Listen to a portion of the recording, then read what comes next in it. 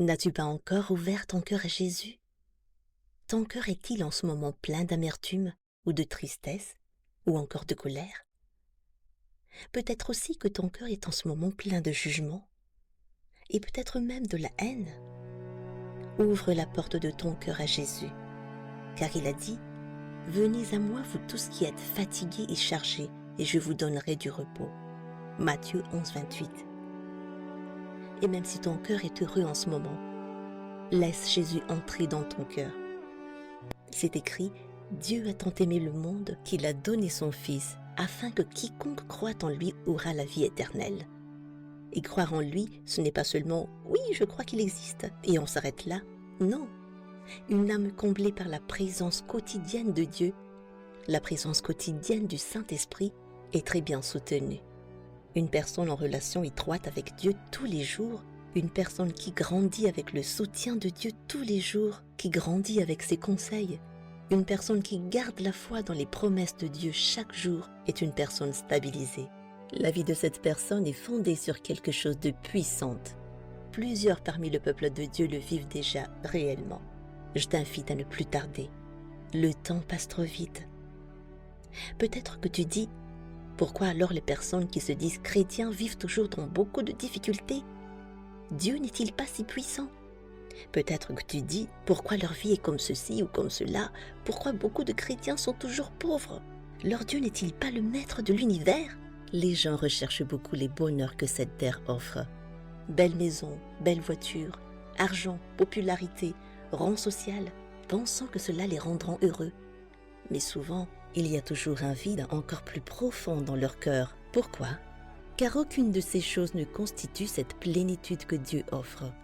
Une plénitude qui dure réellement et éternellement. Le cœur humain a été créé pour être rempli par Dieu seul. Dans 1 Corinthiens 15, 19, il est écrit « Si c'est pour cette vie seulement que nous espérons en Christ, nous sommes les plus à plaindre de tous les hommes. » Jésus a aussi dit dans Marc 8, 36 « Que servirait-il à un homme de gagner le monde entier s'il perdait son âme ?» Car les bonheurs éphémères de ce monde est un infime focus par rapport à la gloire resplendissante qu'on vivra avec lui éternellement quand on est adopté dans sa famille, quand on devient membre de sa famille.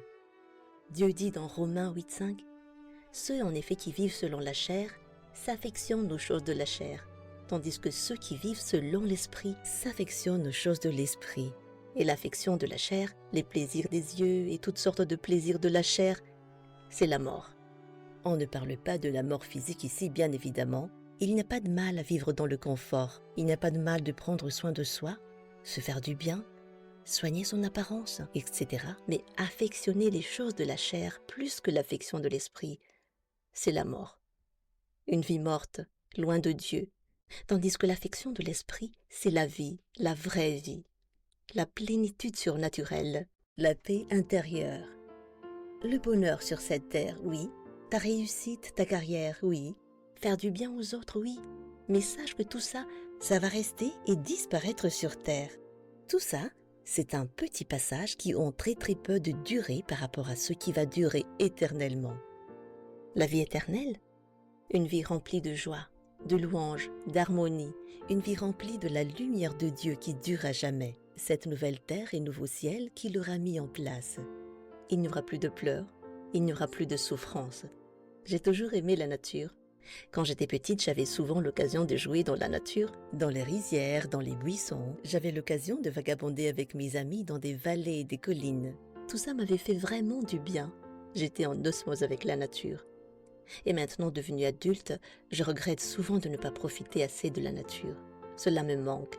Mais dans cette nouvelle terre et nouveau ciel qui sera mise en place par le Fils de Dieu, les personnes sauvées pourront profiter éternellement de la beauté de sa création dans sa gloire.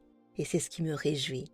Feras-tu partie de tous ceux qui vont profiter de ce bonheur éternel dans la gloire de Dieu? Et ce n'est pas tout. Sur cette terre déjà, le fait d'être sauvé te fait entrer dans une autre réalité, le royaume de Dieu. Même s'il n'est pas encore établi dans ce monde où nous vivons, c'est un trésor caché. Il y a aussi une chose. Dieu n'est pas responsable de tous ces malheurs qui arrivent aux humains. Ce sont les êtres humains qui se détruisent entre eux, que ce soit psychologiquement ou physiquement. Un jour, Patrick Bruel sur scène exprimait sa colère en disant « S'il y a un Dieu, pourquoi le tragique événement des 2 tours de New York s'est produit ?» Mais ce n'est pas Dieu qui a pris une bombe et allait la mettre dans ses avions. Ce n'est pas Dieu, le vrai Dieu d'Abraham, qui a ordonné à ces êtres humains de programmer cette tuerie de milliers et de milliers de personnes. Ce n'est pas Dieu qui ordonne aux dirigeants de plusieurs pays de ce monde où la dictature règne, où des milliers de gens vivent dans une précarité extrême, une pauvreté extrême. Dieu n'a pas dit à ses dirigeants de remplir leurs poches, ni leur avoir donné l'ordre de piller leur propre pays, faisant en sorte que leur population s'engouffre dans une souffrance extrême à cause de leur pauvreté. Bref, cher ami, qu'une personne appartienne à Dieu ou non, tant qu'on vit sur cette terre, ça arrive souvent de vivre des situations difficiles. Mais il y a une différence entre les personnes qui appartiennent à Dieu et qui ne le sont pas. Pour revenir au cœur du sujet, Jésus a dit clairement dans Matthieu chapitre 25, 46 que la peine éternelle et la vie éternelle existent bel et bien. La peine éternelle pour ceux qui ne seront pas justifiés et la vie éternelle pour ceux qui seront justifiés. Veux-tu être justifié? Veux-tu te repentir et être pardonné de tous tes péchés? Veux-tu être mis à part et vivre éternellement avec Dieu à l'endroit où il a soigneusement préparé pour toi? Ne tarde plus. Il viendra bientôt chercher les siens. En feras-tu partie? Le choix appartient à chacun.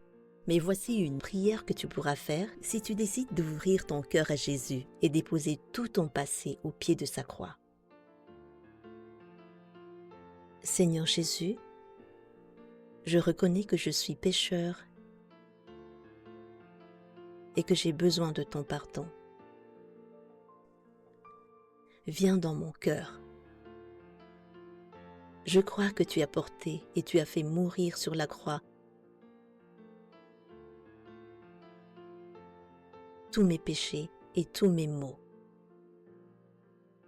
Et je crois que tu es ressuscité pour me donner la vie éternelle. Aujourd'hui, je t'accepte comme mon Seigneur et mon Sauveur.